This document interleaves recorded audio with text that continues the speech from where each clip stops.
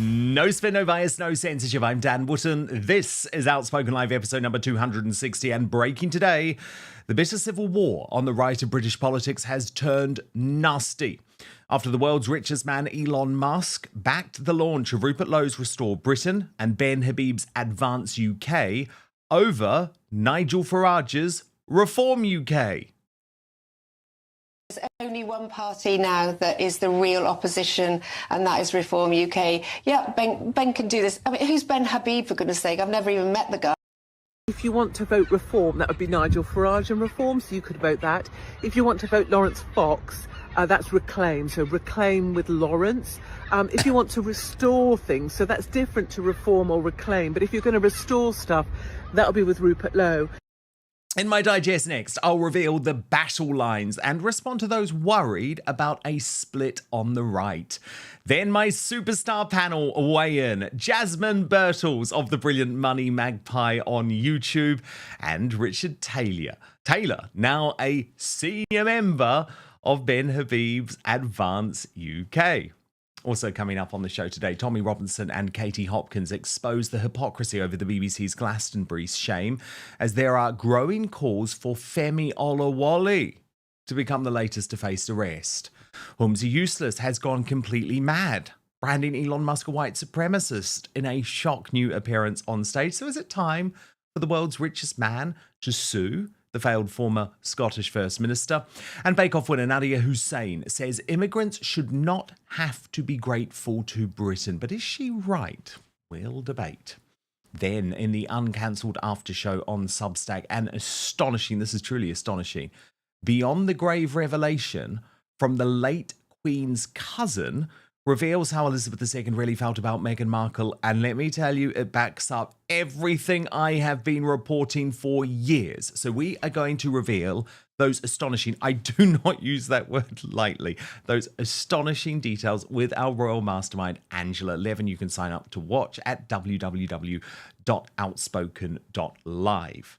We're also going to reveal today's greatest Britain and Union Jackass at the end of the show. But the Union Jackass, that's the worst Britain in the world today, is completely up to you to vote for in the live chat on YouTube. Here are your nominees. Fatboy Slim, nominated by MattCast04807, signalling for grown men and women to flip fingers at Donald Trump at a screen on Glastonbury. Cringe level off the charts. Boy George, nominated by Darren Donaldson for trying but failing to take on J.K. Rowling on X. After losing, he blocked her and will reappear for the next virtue signalling cause to try and keep relevant. And the aforementioned Femi Oluwole, nominated by Big Mama Booth, Birmingham's finest professional virgin and political blogger, for not just posting a vile tweet repeatedly in support of Bob Villan's IDF rant, but doubling down multiple times and having multiple tantrums with Josh Howie, amongst others, and a car number plate. Not sure what the car number plate bit means, but okay, I'll investigate that. Get voting right now. Let's go.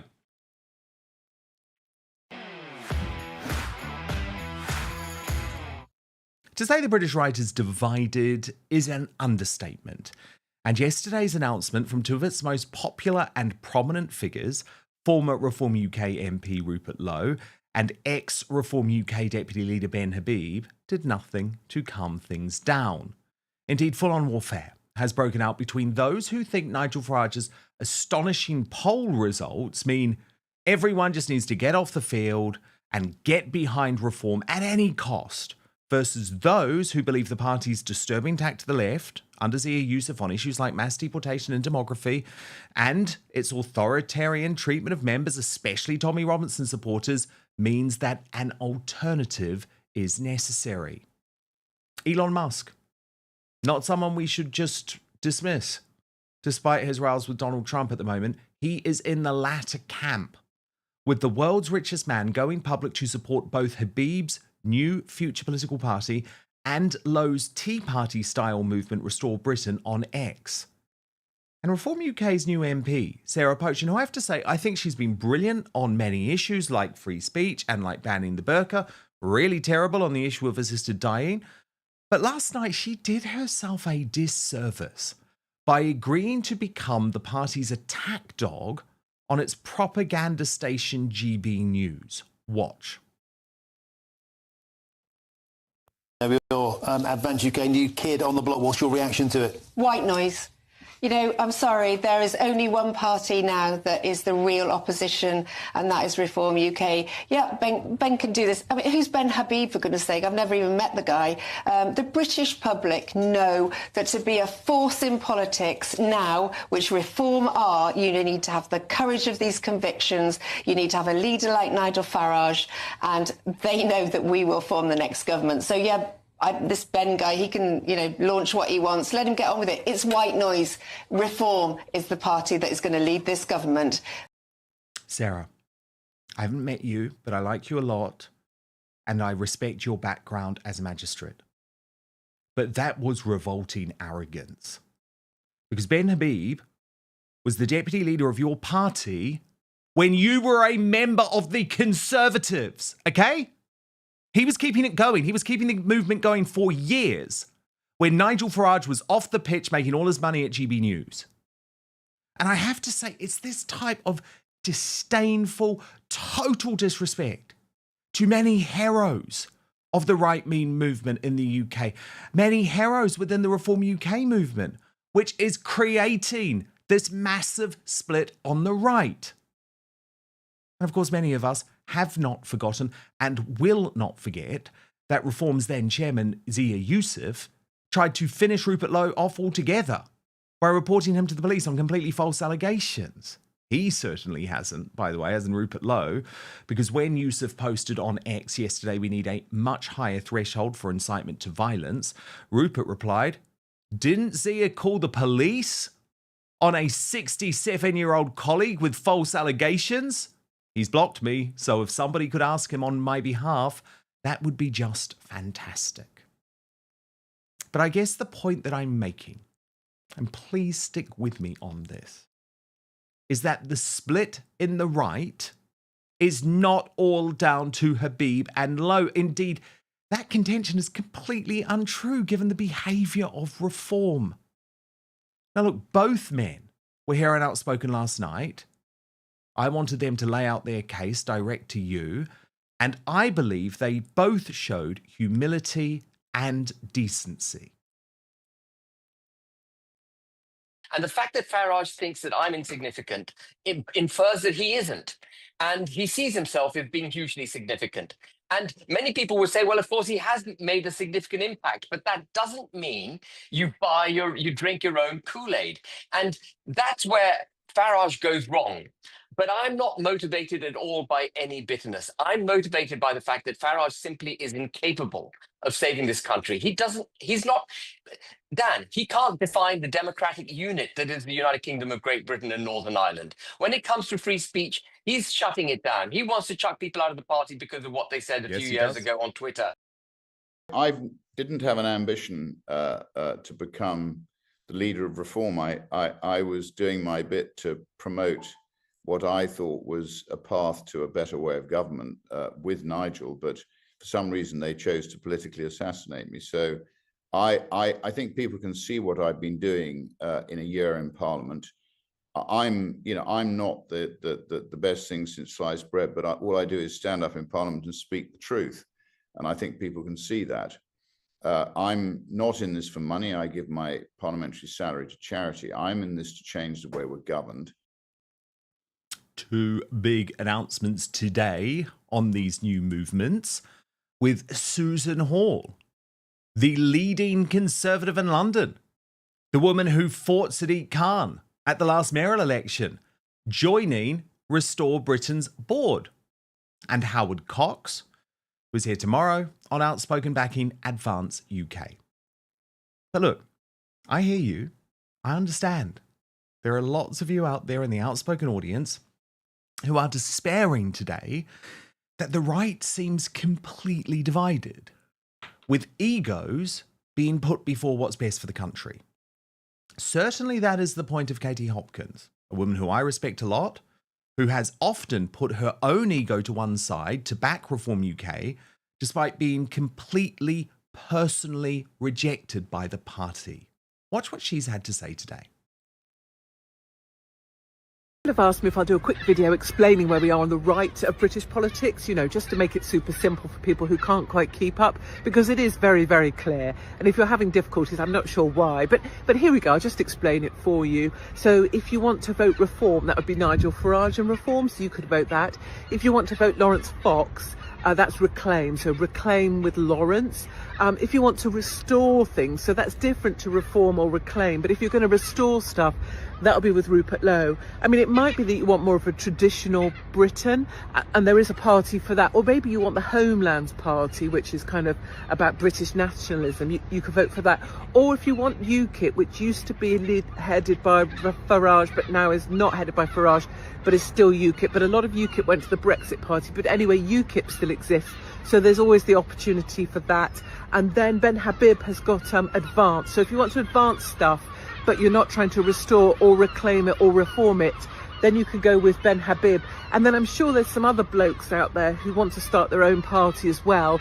And I can update you with them once they've decided what they'll call their party.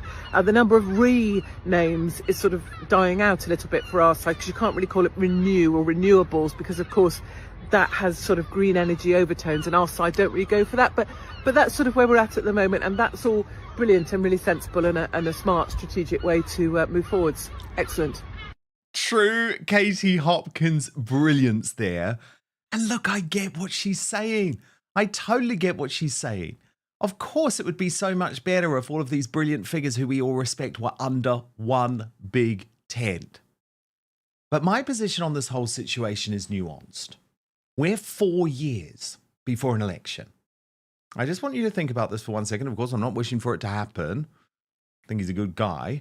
But if Nigel Farage dropped dead tomorrow, all of a sudden lots of you would be saying, Rupert Lowe must be the next Prime Minister. Think about that for a moment.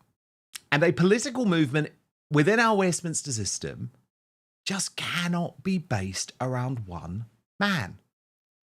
Besides, I find it appalling that people are being told to sit down and shut up and stay out of politics altogether simply because they've been rejected, often unfairly, by Reform UK. I mean, is that what Sarah Pochen or Richard Tice would do if they received the hairdryer treatment from Farage? If they fell out with Farage and if they were gone tomorrow, is that what you'd do, Richard? Is that what you'd do, Sarah? That's me done. I'm giving up on the country. And by the way, that's before you even get to Reform's total rejection and growing rejection of Tommy Robinson's Uniting the Kingdom Cultural Army. If you are part of that cultural army, and we know millions are, just remember, if you admit that publicly, you are not wanted in Reform UK. Again, let that sink in for one moment. And I'm not saying this as someone critical or hateful of Reform UK. I think it's fair to say I'm critical. I'm a critical friend, but I'm certainly not hateful towards them. I voted for Reform UK at the last election. As I constantly point out, I was the first commentator in the UK to predict that Nigel Farage would be Prime Minister in 2029. But then there's the big question in the room that lots of Reform UK supporters don't want to tackle at all. Does your leader, Nigel Farage, actually even want to be Prime Minister? Now, this is a notion being put forward by establishment favourite Fraser Nelson, who made a Channel 4 documentary about Farage recently. Watch. Well, the most interesting question you can ask Nigel Farage, if you get the chance, is do you want the job? Do you wish it was you at number 10? Do you want to sort out the health service? And all of these other tasks which are so big and complicated that everybody else has failed? He'll never give a straight answer. Because I think he's actually not quite good at persuading himself yet. But he would like to spend 4 or 5 years in number 10, fighting with the civil service, pulling a lever and then finding out it's not attached to anything. I mean, that's what the usual problem. Politicians make promises because they overstate how effective the state is. Yes. When you get in there, the buttons don't work. And so you've promised you're going to do X, Y, and Z. When you're told, oh, sorry, Minister, we can't do that. But you don't actually admit, sorry, guys, the state doesn't work. Yeah. You've got to go and pretend otherwise. So he realises that the dysfunctionality of government will afflict no matter who goes in there. You get the 4 best prime ministers we ever had, bring them back, put them there, and they will struggle to turn around the NHS. Right. Right. And they will come up against the same laws that stop you sorting out the border control, etc. So I that right now he's a bit of a bluffer at the auction. Right. I think that he's winning and he's scared that he might. I don't think any of his Now, during it, I was saying to him, look, Zia Yousaf's been on the radio saying you're going to track down and expel every single legal immigrant, 1.2 million. Right? No country in the world has ever come close to doing that. So how can you make that pledge? Yeah. And then you say, oh, well, I'm not quite sure. I would say it was a promise. It's more of an aspiration. A bit like the no pay, no tax under 20 grand. That's an aspiration. Right. And I was saying to him, hang on a minute. There's a big difference between a promise and an aspiration. And voters are sick, surely, of being given a promise by a politician only to be told it was only an aspiration. You're sounding like all the rest of them. So he says, Fraser, in politics, all promises are aspirations. So just hear me out on this, okay? We don't all need to be party political. I am not party political. I want there to be a movement that saves the United Kingdom. Very similar to the Tea Party movement, which turned into the MAGA movement in the United States. Without the Tea Party, there'd probably be no Donald Trump in the White House today. And so I think that it is highly possible and highly necessary, actually, for these movements to develop. Is it going to be Advance UK? Is it going to be the Great British Pack? Is it going to be Restore Britain? Let's see.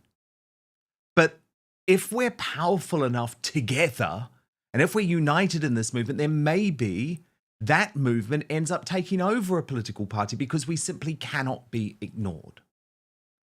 Nigel Farage was back on much more comfortable ground today, launching a war of words with the Albanian PM after small vote numbers hit just disgusting record levels. Watch. You can't make this up. 1 in 50 Albanians in Britain is in prison. And I talked about this the other day on GB News. Well, Edi Rama, the giant of a man who was the PM of Albania, has hit back and said, I'm talking utter nonsense. My figures are all wrong. He also said, how dare we as a country think about sending people abroad who fail their asylum claims? Well, he himself is doing a deal with Italy to take some of their failed asylum seekers. And what hypocrisy from this pro-European Union, anti-Brexit PM. Well, I tell you what, Eddie, if you're a good man, why don't you take all our prisoners? Now, he said, if my figures were right, he would take every Albanian in prison back to their country. We've checked and double-checked our figures. We are right. But Eddie says, no, you're wrong, because there are thousands of illegal immigrants from Albania in Britain. Well, that means the number of criminals here isn't 1 in 50. Maybe it's 1 in 3. Maybe it's 1 in 4. I don't know. Either way, the row goes on with the Albanian PM. I've just been on their state television this afternoon, but he has invited me to go to Albania to talk about it. So do you know what? I'm going to accept the lunch and I'll report back afterwards. And this is when Farage is great, right? This is when Farage can change the Overton window, can shift it, can move it. And it's really fun too. And I support it. Of course I support it. But the issue is that Nigel has been silent on the growing purge within Reform UK of some of its most loyal supporters. And it is that which has resulted in this current war on the right. Now, the Superstar panel.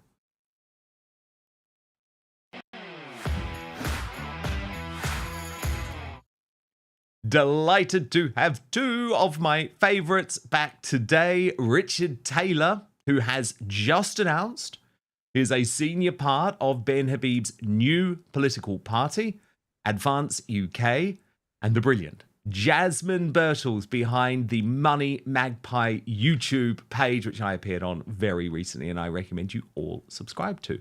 So Jasmine, given you're not a member, as far as I'm aware, of any political party, and you're seeing this split on the right, where do you stand? Well, I'm rather like you. I mean, like you, I voted for all sorts. I have voted for Reform. I've voted for all sorts of other parties. I am concerned about the split, but to be honest, I'm not surprised. It's the sort of thing that the right does. Frankly, the left does as well. You know, there's clearly all sorts of different parties on the left. So it's kind of human beings doing what human beings do. However, my feeling about reform is I have been concerned over the last few months, and partly because of you, because of your program, Dan. You know, you've had some ex-reform people who've pointed to some systemic problems with the party, and I am concerned that there doesn't seem to be a proper structure. It does seem to be a cult of personality rather than something that is democratically structured, properly run. And I do like the idea that Advance has of setting up a kind of a college of people who would advise MPs and setting up a proper structure. So you never know. We might get a point where reform goes great guns, it gets in, it does what Labour's done, sweeps the board, and then it all falls apart a bit. So then you have something like Advance maybe that has a structure that goes into the void. I don't know. You can never know, but that was something that was in the back of my head. So, Richard Taylor, you have gone all in on Advance UK. I believe you're a member of this college that Jasmine is talking about.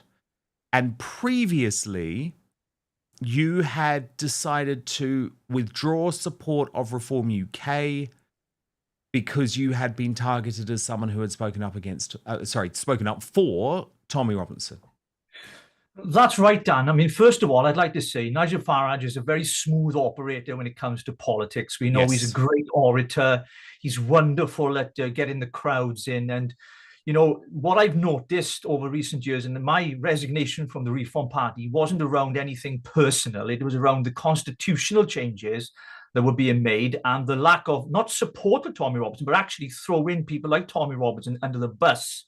Yet Farage has come out as a free speech champion, but yet he has come out and thrown him under the bus. And so has Richard Tice, by the way, calling us lot, you know, who attended some of the rallies that were very peaceful and exposing the grooming gangs, which you've covered very well on Outspoken, Dan, many, many times.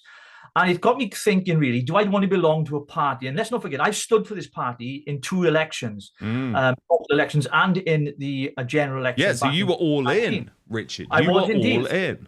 Absolutely. And Nigel came to my constituency where I was then in Blaen I Gwent for 2 visits.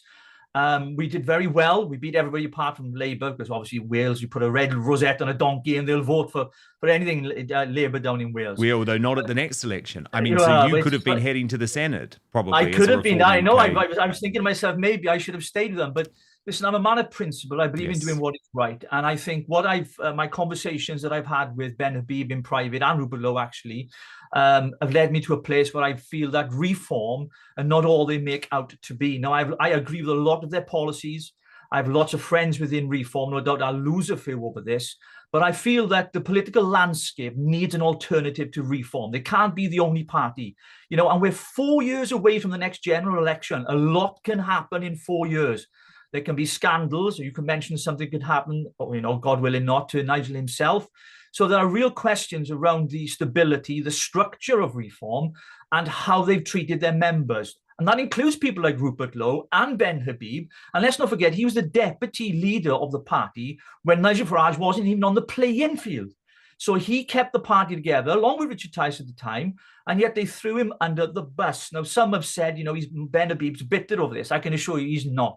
Right? He would hug and kiss Nigel Farage, I'm sure, 1,000,000 times. But he believes in having a sovereign, independent nation once again. And he does not believe that the changes that the Reform Party have made to their constitution allow that to happen, because Farage still has the majority of shares, which means the members cannot remove him. And that is crucial in any democratic party. Yes, it is. Jasmine, can you just talk a little bit about some of this mean girl type behavior? I mean, as I say, I've been pretty impressed with Sarah Pochen, but last night on GB News, that just struck me as totally the wrong tone. Like, Sarah, what she should have said, and Sarah, I'd say this to your face, what you should have said, Sarah, was, look, I've never met Ben Habib, but I fully respect the fact that he was the deputy leader of this party at a time when some of us were not even there as members. He fought for Brexit. He was a Brexit Party MEP, which is something that we all support. He was a strong businessman. He is a strong advocate for lots of positions. Sure, we've reached a disagreement about which party political path to go down, but I wish him all the best of luck. That would have been a dignified response. Instead, what we got was this mean girl arrogance. Oh, I've never even met the guy. Who's Ben Habib? And it's just awful. Yes, I agree. And what I've thought for a while is that, as you say, we need more dignity, we need more grace in politics. Across the board, we need more grace, we need more proper humanity. And as you say, that was mean girl behavior. And Farage has done the same, calling Habib boring, and Rupert Lowe irrelevant. This is not gracious. This is not the sort of behavior that you expect from a leader or potential leader. And I would like all politicians to realize this. Politicians used to realize it, and they used to, not always by any means, but they used to at least have a veneer of respectability. It would be nice to have it real. And I think that the whole party is harmed by this lack of grace in their communications, and they need to change tack very quickly. Yeah, and stop throwing people under the bus, okay? Stop throwing people under the bus, because it could be you next. That's the point. It could be you.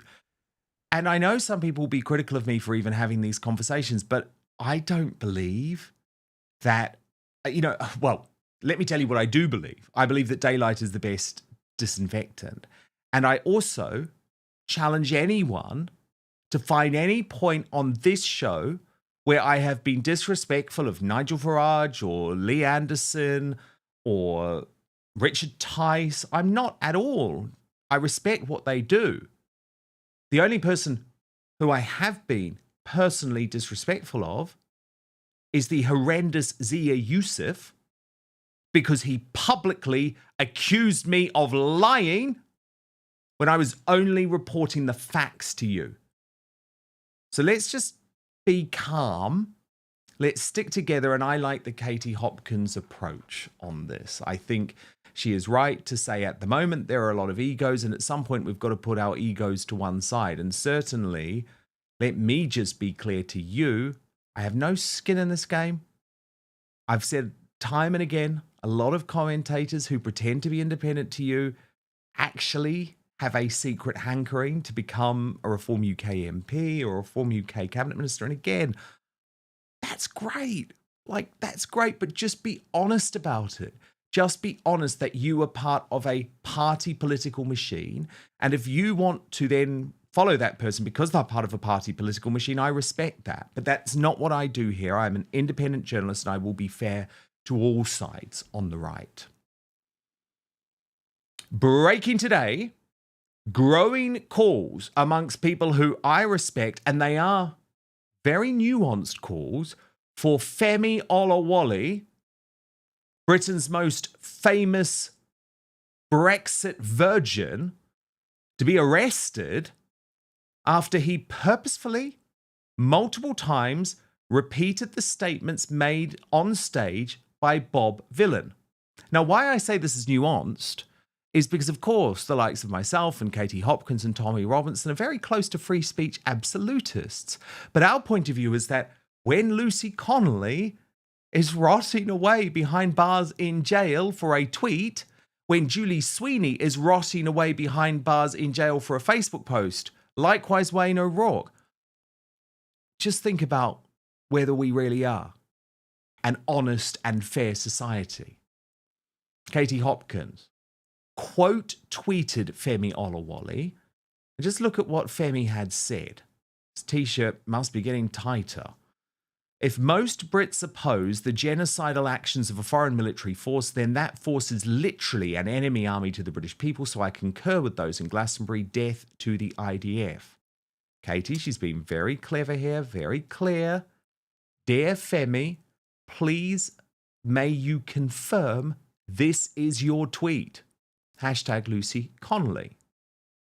Now, Tommy's point on this, and again, it's one that I have made on this show, and I think he's absolutely right to go down this path. What would have happened if I said anything even remotely similar would I have got a gig at Glastonbury or a prison sentence? And we all know, everyone watching this knows, if someone had said what went on at Glastonbury, on stage at a Tommy Robinson rally, they would be in jail within 24 hours. Indeed, they probably would have even been dragged off that stage. And that's why there is outrage. And of course, I stress again, there has to be nuance, especially for those of us like me who are free speech absolutists. But some people aren't holding back on this. UKIP. UKIP and Nick Tanconi, they're going for it. Bob Vylan's going home. With this graphic, UKIP pledges to deport Bob Vylan. Anti-white racists do not belong in Britain. We are taking our country back. And today I really wanted to focus on the fact that the mainstream media have decided to overlook one critical part of Bob Vylan's set. Sure, what he said about the IDF and about Israelis and Jewish people was terribly anti-Semitic. But actually, wasn't it just as bad what he said about us?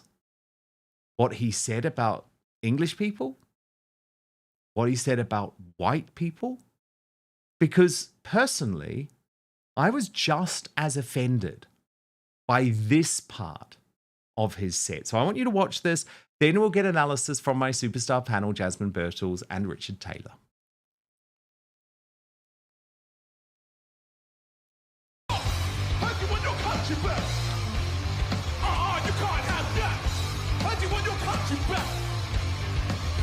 Shut the fuck up! I do want your country back! Well shit, me too! I do want your country back! I do want your country back! Shut the fuck up! I do want your country back! I do want your country back! Can't have that! I do want your country back! I do want your country back! Shut the fuck up! I do want your country back! But you cannot have that!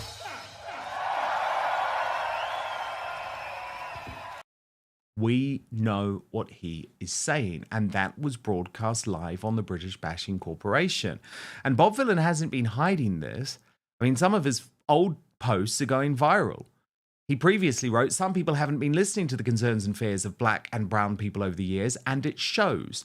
Too often we have to be maimed or die to be heard. And no, it didn't start with Nigel Farage, Boris Johnson, or GB News. It's in the fabric of this country." Alison Pearson replied, "Very happy to see this piece of shit will now be on the receiving end of the fabric of this country he clearly despises." Now, Bob Vylan has spoken out today, standing by his comments. We'll go into that in just one moment. But first, Jasmine and Richard with me. Richard, I understand why there has been so much horror and shock and condemnation of the anti-Semitism of what Bob Vylan did on stage. But this is a man who actually hates every white person in the United Kingdom. This is an anti-white racist. And the fact that the BBC ran with that seems to have been forgotten about. Yeah, certainly, Dan. I call it Glastonbury because, you know, if the price of a ticket to begin with, and I remember Glastonbury, I'm old enough, I'm 50, so I remember Glastonbury in the 90s. Very different place back then. God, I would have been amazing back then, Richard. Yeah, I won't go into too much detail. Suffice to say, they were a lot better times than they are now. And, you know, it's turned into a political fest. You remember Jeremy Corbyn appearing a few years ago. And, of course, these political statements should be kept out of our music festivals. People go there to listen to music. And it was great to see Rod Stewart singing, many of the old legends there as well. But some of the comments made by him prove to us that we do live in a two-tier justice system when you consider what's happened to people like Lucy Connolly and, you know, sadly what happened to Peter Lynch over posts on social media. Yet he's allowed to call the death of a certain group, the IDF in this case, and the anti-white kind of, you know, rhetoric that he used. I mean, you know, it's okay to be racist against white people, but not the other way. And I find that disproportionate and completely wrong. I'm a great believer in freedom of speech, right? People have the right to say and can offend me as much as they want. But there is a line, isn't there? One rule for one and one rule for the other. On your screen now, Peter Lynch there, 61, sadly took his own life in a prison cell because he was put into prison for something he said on social media. And there are people that should be held to account for this. And what this gentleman has done, well, I say gentleman, what this man has done, he has stirred up the racial hatred in the country that we already know exists in our country. And of course, it's caused a huge divide. And I could say a lot more about Glastonbury, given the fact that they left a huge mess, a pile of crap behind, and they claim to be, green net zero lovers. And yet the disgrace and the disgust they left on the fields and the waste and the tents was unbelievable. Yes, It's just but I think it probably pales into insignificance compared to the divide that they have left to our country, Jasmine. Yeah. But do you agree with this point that actually what he was saying about English folk is actually just as bad as his comments about Israelis? I think it is. Now, feel free to scream conspiracy theorist at me. That's perfectly all right if you want to. I don't believe in conspiracy theorists because conspiracy theorists, Jasmine, are always right. So, okay, what are you going to put out there that will come true in like a year or two? Well, exactly. Well, what I was thinking when I was particularly listening to what you've just been saying, just a couple of days ago, I watched part of a documentary about how the CIA had been behind a whole load of rappers in various different countries who had been building up and just creating a whole load of divisions to bring down that government or bring down that society. Now, I'm not sure that Bob Vylan's performance is clever enough to be described as rap, to be honest. It doesn't sound like proper rap to me. I don't know what it is, honestly.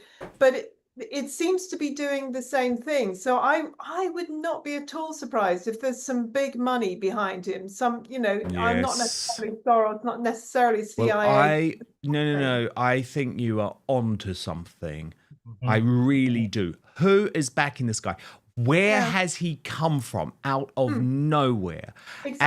And why is Gary Lineker liking his posts on Instagram, for example?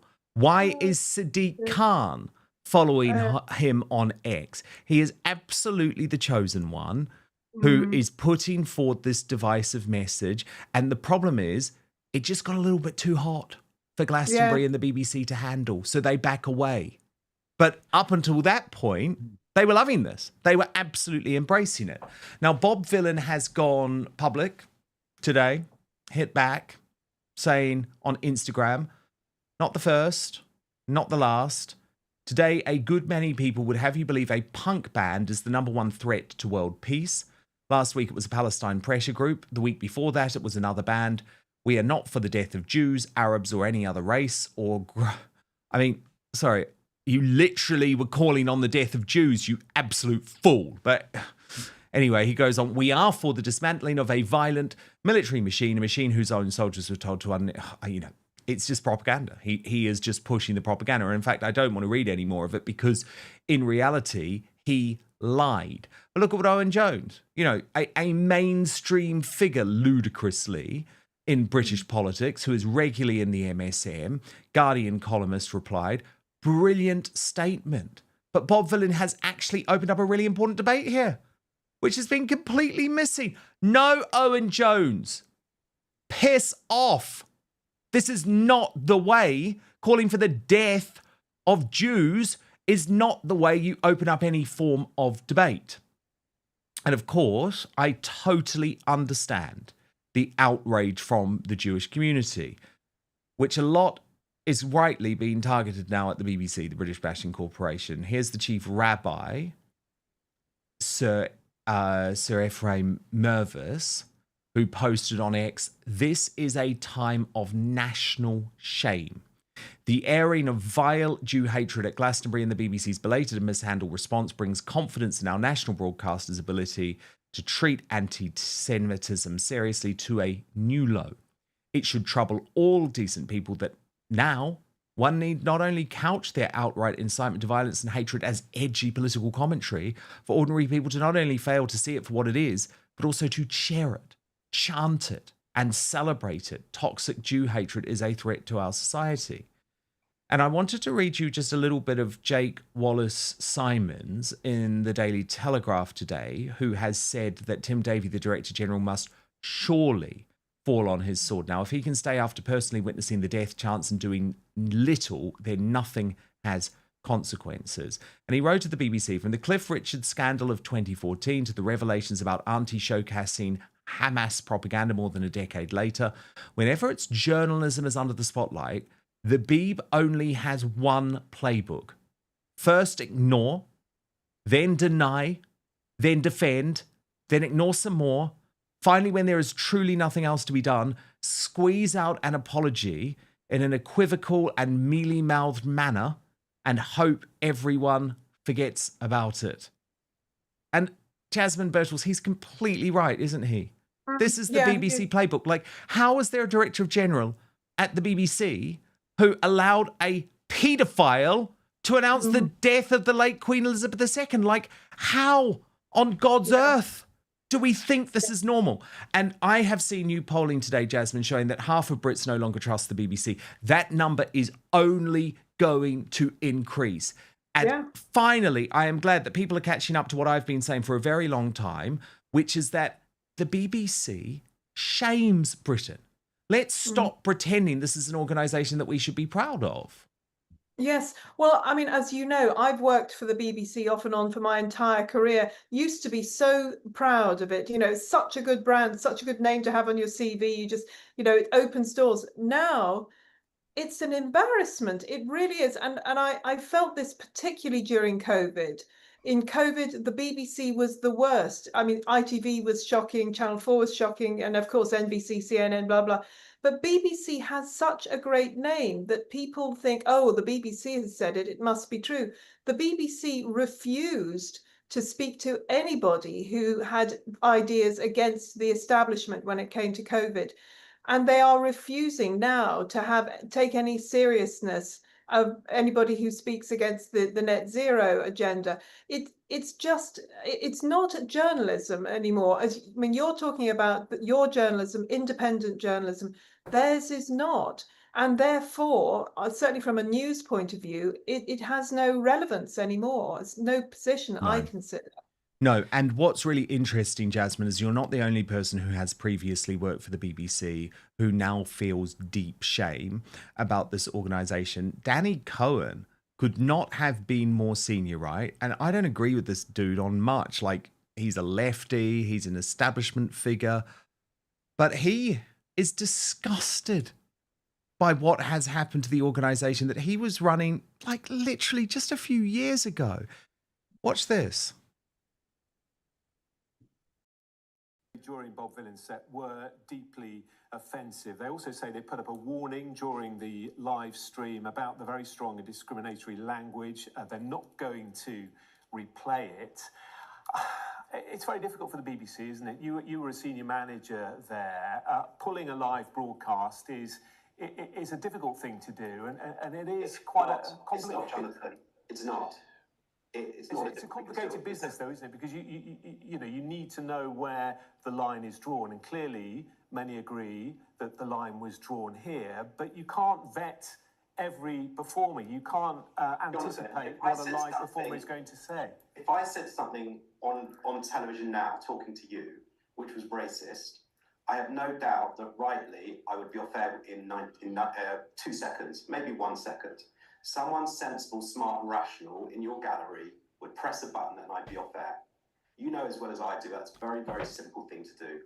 As soon as those chants started, as soon as the story started being told, disgusting story about Zionists, it's not a difficult thing to do. You know that, I know that. Anyone who's worked in television knows you can cut a feed in seconds. And they chose not to. Someone in that gallery, someone representing the BBC, chose to keep that feed going, chose to keep that live broadcast going rather than breaking away and immediately apologising. Well, was it wrong to turn that?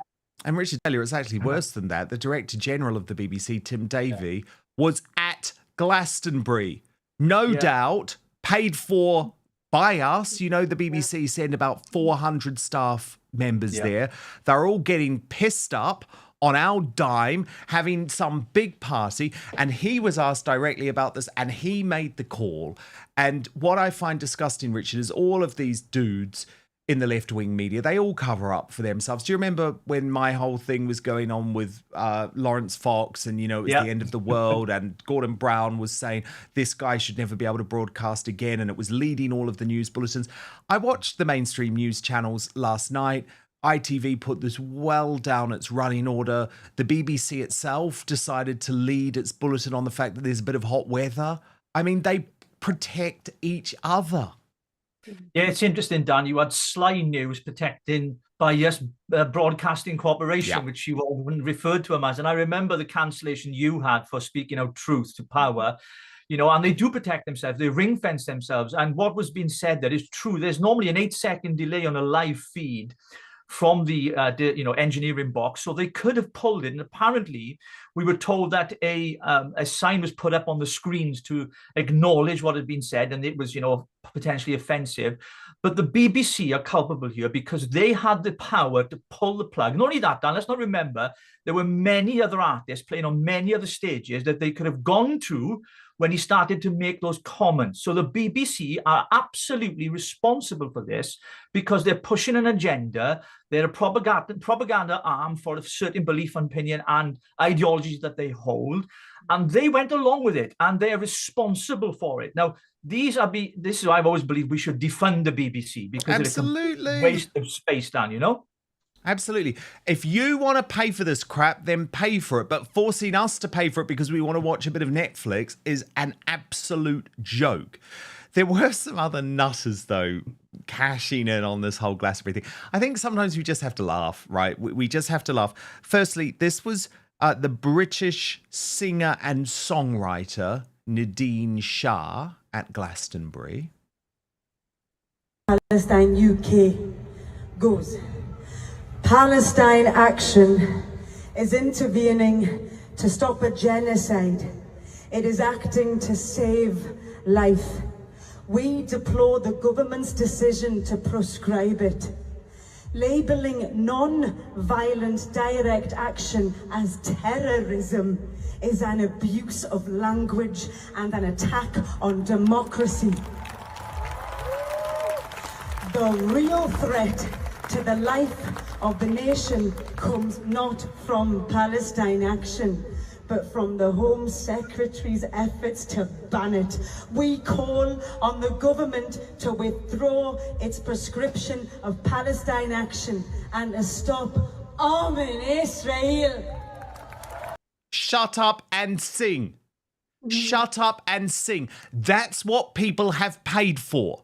Not for you to read some type of script like you're speaking at the student union. Okay? And I think the worst of Brits is really coming out with all of this because no one is more disgusting in the United Kingdom. No one is more focused on promoting disharmony, creating racial hatred than Dr. Scholler.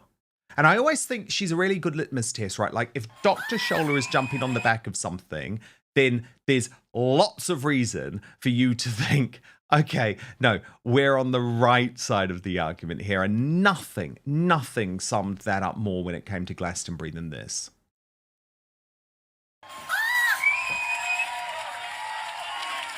Palestine, free, Palestine, free, Palestine, free, Palestine. Alright, but have you heard this one though? Ooh. Death to the IDF. Death to the IDF. Go on. Death to the IDF. Come on.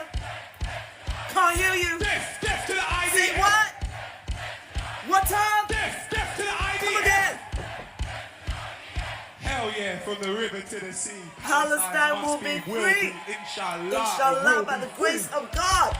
So Richard Taylor, that absolute cretin, that woman who for so long has been given a platform by the mainstream media in this country, by the left in the country, dancing along there, celebrating the death of Israelis, of Jewish people. Like, can we finally all just agree that we are on the right side of the argument and people like her are scum, are death-promoting scum? Yeah, well, she promotes a death cult, in my opinion. She always has, and she's the biggest race baiter that I've ever seen. And everything she ever says is that. I mean, the Palestinian Action Group not only prescribed a terrorist organization. They back Hamas, Hezbollah, all these things. They want the destruction of Israel, the Jews. And you've got people like her who are given a platform by mainstream media to spout this crap out. And, but Dan, what the good part about this is they're exposing themselves for what they really are. They are what they accuse us of. We're not the racist ones. We're not the ones who believe, we believe in equality under the law. We believe in, what is right and fair. But these people are intent on causing so much harm by the words that they use, because words are very, very powerful and they invoke things within the country. And that is why, Dan, we're going to see a lot of civil unrest, which I don't advocate on our streets, but it's going to happen because we have such people as her given such platforms to be able to spout this crap out, causing these divisions. Exactly.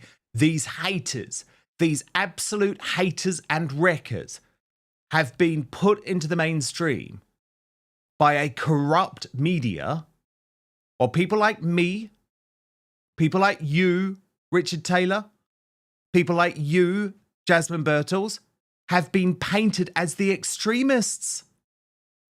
Just get that through your head. And that's why, of course, the independent media, and I'm going on about it all the time, but why we have to support this independent media revolution, because it is the only hope that we've got actually to start getting the truth out there. Developing today, Humza Useless, the failed Scottish First Minister, who has now turned into a race-baiting social media moron, could be facing the lawsuit of his life after decrying Elon Musk, the X and Tesla mogul, as a white supremacist. Now, Basil the Great posted on this on X. Humza Useless is upset that Tommy Robinson described Islam as a violent and fascist ideology. Was Tommy right, though? Well, look, we'll debate that shortly with Jasmine Birtles and Richard Taylor. But first, I've got to show you what Humza Useless said, because I find it so shocking that someone who reached the heights of politics in a 94% white country as a Muslim Asian man has now decided to lean in so hard on the race-baiting, leftist, pro-Islam ideology. Watch. My favorite, my best friend. Do you indirectly actually like him, deep down? No, not deep down, or not on the surface. I don't actually. No, I don't, because look, it's often been said about money, and you can speak about this more than I could. But people, that when they become wealthy, does it change a person? And people will often say, well, actually, it probably just amplifies who they really were. So if they were a kind person, they'll be even more kind. If they're, a nasty person, they'll be even more nasty, and they'll use their money in that way. I think my suspicion is that Elon Musk has always been supportive of white supremacy. And because he's now got almost infinite amount of money, that simply is amplified. And he's undoubtedly a supporter of white supremacy. He supports openly white supremacists, and those in the far right, be they in the United States, be they in the United Kingdom, be they in the European continent. And he's used his wealth to buy huge amounts of influence, including unfettered access to the President of the United States. He tries to subvert. Not anymore, right? Well, I think he probably still has significant access, even though, he's pissed Trump off through various kind of tweets. But he probably, I suspect, can be still very influential in the White House, and they'll probably make up in some way, shape, or form, because they probably both need each other. Now, that is disgusting. It is dangerous language. You know I'm a free speech absolutist, so I much rather put it out there and let us discuss it. But this guy, this former First Minister of Scotland, is clearly angling for a race war. There's just no other way of looking at it. Because to describe Elon Musk as a white supremacist, to invoke the language of Nazism, just shows you how intellectually dishonest he really is. But Humza Useless wasn't finished there. He supports far-right movements across Europe, supports people like Tommy Robinson. Remember, Tommy Robinson is somebody who called Islam a violent and fascist ideology. So he's, I think, one of the most dangerous men in the world, if not the most dangerous man in the world, because he's unaccountable, he's unelected, and he uses his vast billions to support hatred and the spreading of hatred right across the world. He is smart though, right? Well, look, I don't doubt he's smart, but there can often be a fine line between genius and being mad and being genius. But it's not just about the fact he's smart. There's no doubt he's smart. And by the way, he's made some considerable achievements over the course of his career. I don't doubt that. The question isn't his IQ. The question is he using his wealth in a way that is to the betterment of humanity and society, or actually is he determined to create divisions, ferment hatred, and what's the ideology that's driving the man? To my superstar panel, Richard Taylor and Jasmine Birtles. Richard, there is one person who is driving division, and it's that guy. And what he is trying to do is so disturbing. And the fact that he is so upset about Tommy Robinson describing Islam as a violent and fascist ideology, well, actually, you've got questions to answer, mate, about your ideology, actually. You really, really do.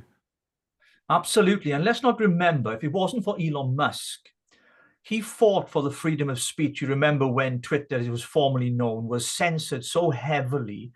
And not only that, even during the elections, let me just remind you, Yousaf, that it was him that helped President Trump get elected during his campaign, and they had more black votes than ever. I mean, so, you know, this idea that Musk is somehow, is white supremacist is absolutely a load of bollocks, because the guy has fought for the freedom of speech, not just in his own country, in the United States, but he's done it here in the United Kingdom. In fact, he sent a delegation over here under Trump to fight back against, people like Lucy Connolly and freedom of speech and things of that nature, because Musk is all for freedom of speech. And Dan, he's restored so many accounts that were cancelled for speaking truth to power. So the idea to call him a white supremacist, he is the one that's causing the division. He is the one that's a racist, not people like Musk or people like ourselves. I mean, Dan, you know that Elon Musk has worked really hard and spent countless amounts of money on people who believe in freedom. He's doing it now with Ben Habib. He's doing it now with Rupert Lowe. He was doing it with Farage during the election, because these were people who were speaking up for the freedom of speech in this country. So now if you are a freedom of speech advocate, all of a sudden now you're a white supremacist and a racist, or you're far right. Strange, isn't it? It's astonishing. Exactly. I mean, Elon Musk was certainly for a very long time on the left of politics. But Jasmine Birtles, I mean, you can look at this in two ways. You can firstly say, okay, because of fools like Humza Useless, who actually are the racists. Do you remember his white speech, when he's absolutely decrying the fact that a 94% white country in Scotland has a whole load of white people working for it, have belittled and demeaned the term to such an extent that we just have to embrace it now. In the past, it would be absolutely devastating for someone to call you a racist, but now it's just thrown around all the time. So do you even care? The other argument is, Musk, please sue him. Please sue the guy into oblivion, because I would love to see Humza Useless try and prove that Elon Musk is a white supremacist. I know, it's a joke, isn't it? But I get the feeling with Humza Useless, because he is useless, that he all he has now is the victim mentality type thing. There's a lot of this about, I'm a victim, or anybody who's brown or black is a victim. Anybody who's LGBTQ is a victim. Everybody wants to be a victim. If they haven't got anything, any positive oomph, they haven't got anything positive to say about themselves or do, they'll go with this, just attacking everybody who does have something about them. And that's what comes across in this conversation. He has nothing positive, nothing really helpful to say. All he's got is poking at someone else. And this whole sort of fascist Hitler thing, I mean, this is what the left in America is constantly saying about Trump. Oh, he's a Hitler. Oh, it's I think, you know, if I were German or if I were Jewish, I would be really upset by these terms being bandied about anybody who happens to say something like, oh, you know, people who earn their own money should be allowed to keep it, that sort of thing, you know. Those are the two things that come out of his speech to me. Indeed. And you know what's so interesting about this too is that Humza Useless is one of these dudes in such a difficult position because he tries to be Mr. Progressive. And then his religion comes into this. Mm-hmm. And what does Islam hate? Well, hates me, right? Hates gay men, okay? Absolutely hates them. Yeah. And what's fascinating is that in this interview, clearly with another dude who signs up to his ideology, but I haven't looked into the guy, so I probably shouldn't say that. But it's pretty clear that what he's trying to do is get Humza Useless to admit to his homophobia.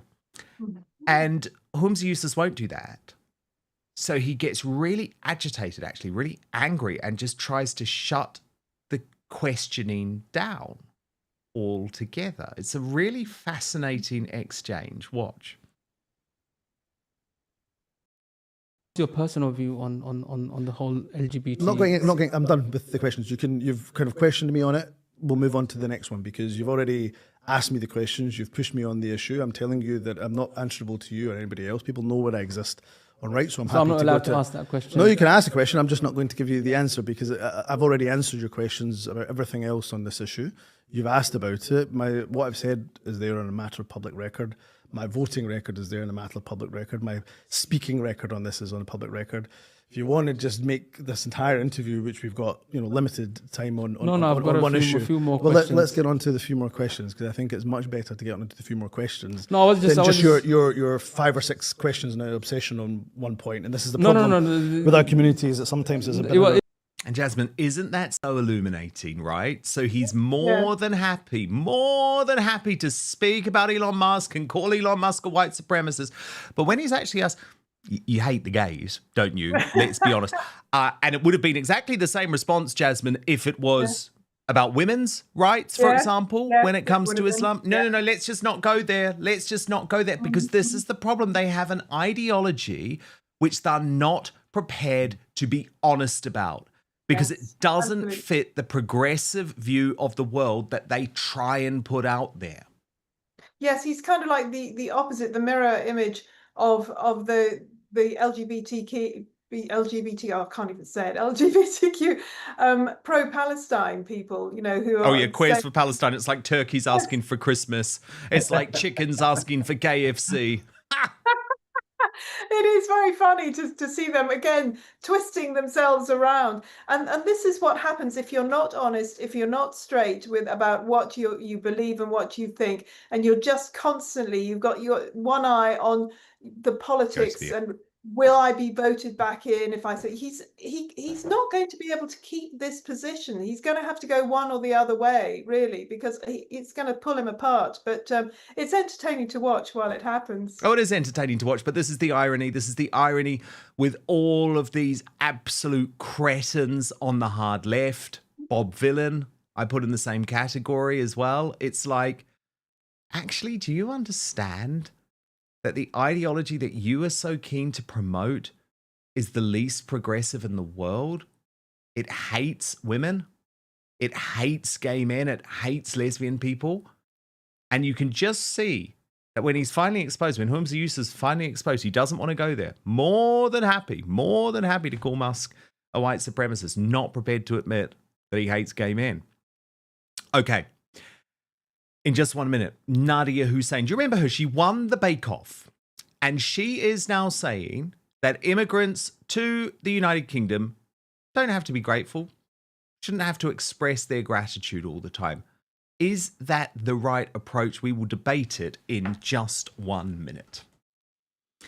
But first, did you know that low libido is often a sign that your body is out of balance, and poor sleep and chronic stress are two of the biggest culprits? When you're underslept, your levels of testosterone, estrogen, and dopamine all drop, crushing your mood, energy, and sex drive. Add elevated cortisol to the mix, the stress hormone that spikes when you're burned out, and your body goes into survival mode. It shuts down everything non-essential, including desire. Your body isn't broken, it's just exhausted. That's why I use Evening Bean by Verso. It's made with clinically studied ingredients shown to reduce stress and anxiety, lower cortisol, and calm the nervous system. It also supports your body's natural ability to regulate hormones, improve mood, and even boost libido. Because when you sleep better, your whole body functions better, including the systems that support connection and intimacy. After taking Evening Bean, I see myself being able to fall asleep faster and stay asleep all night. If I wake up in the middle of the night, I can fall back to sleep. So click the link in the show description or head on over to evening.ver.so/outspoken. Use the coupon code outspoken at checkout to save 15% on your first order. Try Evening Bean tonight. Wake up feeling refreshed tomorrow. That's evening.ver.so/outspoken. Use the coupon code outspoken at checkout and you will save 15%. But now, back to the show.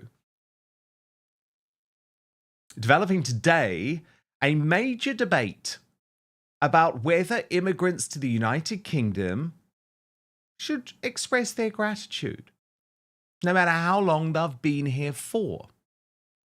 This is an argument that has been put by the Great British Bake Off winner Nadia Hussain, who says that she feels her parents were wrong to consistently feel like they have to say how wonderful it is, how grateful they are for being in the United Kingdom, when this wasn't the country of their birth.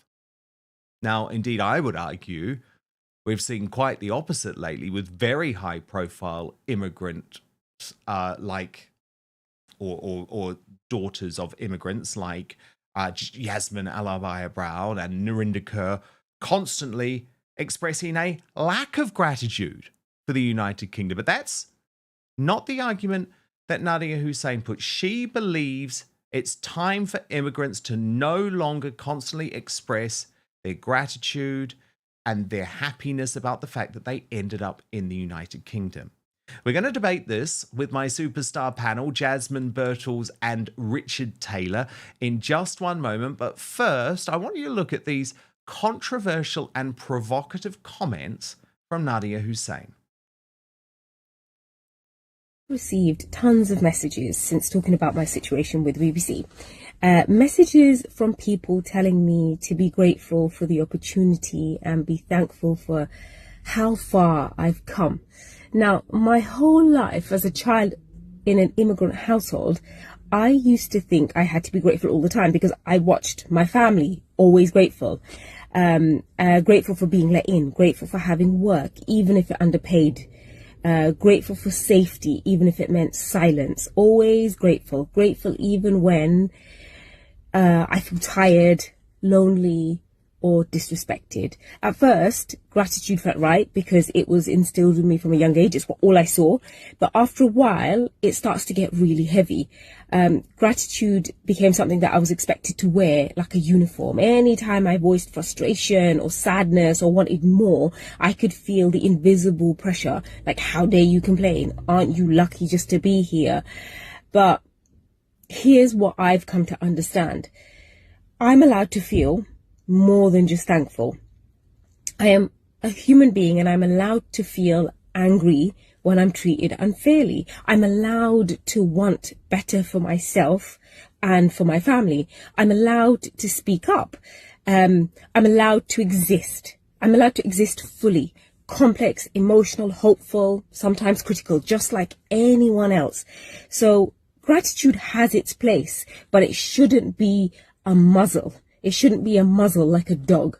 We didn't come here just to survive. We came here to live, to grow, to contribute, to belong, not as a guest, but as a person who has rights and dreams and dignity, just like everyone else. So no, I won't always be grateful. And that doesn't make me ungrateful. It makes me human. That's what it does. It makes me human. So I've got here through hard work, through determination, through talent. So no, I won't be grateful. I got here because I'm good at what I do. So yeah, just something to think about. So Richard Taylor, it obviously depends what you're talking about, doesn't it? Because if you're talking about whether you're grateful to live in the United Kingdom, a country where your opportunities are far greater than virtually anywhere else in the world, at least when we did used to have a functioning society before mass immigration tore us apart at the seams, I would argue you should be grateful every single day. I really do. Now, that's not to say that you can express ingratitude about terrible things that happen to you, but I think this is adding to a growing vibe shift, which is like, no, we're not lucky to be here. You're lucky to have us. Well, being a Welshman, I feel a bit of an immigrant myself down when I visit London, right? Suffice to say, we should all be grateful that we live in such a wonderful, tolerant country. And we are a very tolerant country, given some of the things we've just talked about in some countries where gays get thrown off buildings for, having their sexuality, judged and everything else. I can kind of get where she's coming from. I don't agree with what she's saying, because she feels the need to be grateful for what she's been given. Now, she's been very fortunate because she's had a wonderful career, a sterling career in her business, and she has done very well, successfully financially as well. And there is a sense of, sometimes with some people, a sense of entitlement, and I think for me, as a Welsh British citizen, I'm grateful every day for the life that I live in this country, for our fallen heroes who have given us the freedoms that we continue to fight for. So whether you're an immigrant or not, you've come and settled here and you've done it the correct way, the right way, you're contributing to our economy. You're not coming here, basically coming here for the benefits and everything else, and because for a better life. I can understand that to a certain extent, but you should be grateful for the opportunities this country has given you. I am a citizen of this country. I'm not an immigrant, but I'm grateful every single day. My dad used to say to me, Richard's son, he's gone now, bless his heart. He said, always remember, every day above ground is a good day, and thank God for it. And I live my life on that premises. I'm grateful every single day. When I wake up in the morning, I thank God I live in a country that is very tolerant towards people and very compassionate. And the issue on immigration, it's not that we're an incompassionate country. It's about capacity, not compassion. We're very compassionate. We just don't have the capacity. So when people come here from other countries, make a sterling life for themselves, they should show gratitude. I certainly would. Yeah, I think that's a really nice way of putting it, actually. Because, look, Jasmine, her family are from Bangladesh. She is still able in this country to wear her hijab. That hasn't stopped her getting anywhere, which suggests that she is still able to have these cultural norms from her previous country. Now, there'd be lots of people, including me, who now argue, well, that's not really assimilation. And actually, it's certainly never stopped her. So what did you make of what Nadia Hussein had to say? Yeah, so like Richard, I can kind of see where she's coming from. She makes a lot of good, very, very good points. But what I was thinking at the time was her parents escaped from Bangladesh. That's what made them so grateful, because they had something to compare it with. I think Nadia is fairly typical second, third generation immigrant who's been brought up here, had all the goodies, had the freedom and the cleanliness and the excellent education. Well, what was once fairly good education, all sorts of goodies, and she's taken it for granted. Her parents didn't, because they had something to compare it with. And she now comes across as something of an entitled celebrity. The sort of things that she's saying are the sort of things that you hear from California gurus, like, I'm worth it. I'm totally worth it. It's that kind of thing. Yes. Don't tell me I'm not worth it, because I totally am. Totally. And actually, really, it would be lovely for her to say, no, I wake up every single day and I'm grateful that I get to live in the United Kingdom. That would be great. But we've seen this change. We have seen this change. Yasmin Alabaya Brown, who moved to the United Kingdom, went to Oxford or Cambridge, one of them, I can't remember which one, and had the most incredible life, married a white dude, constantly saying that we're a racist country. Likewise, Narinder Kaur, she'd much rather be back in India, she said. Well, that is a choice that is open to you, Narinder.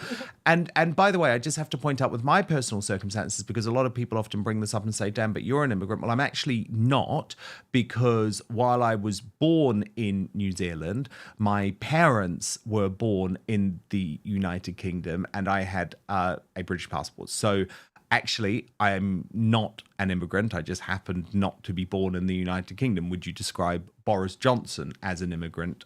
No, you would not. Now, I think what's interesting, obviously, Jasmine, about the overall point here, though, is that this is what's creating the division, right? And it's happening everywhere. It's happening in politics. It's happening on the Glastonbury stages. It's now happening on Instagram. Because in the past, I think something that we all could have agreed on, whether you were an immigrant or whether you were someone who was born here, is that actually, yeah, we're all grateful to be here, as Richard was saying, but now there's nothing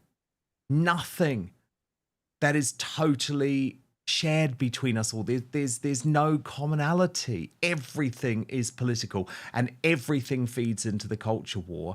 And often I feel like it's patriotism now, because I feel like Nadia Hussein made her fame, a lot of her fame, because she was this patriot daughter of Bangladeshi immigrants who wore the hijab, but yet she was still so quintessentially British, right? You know, you win the Great British Bake Off, you're quintessentially British.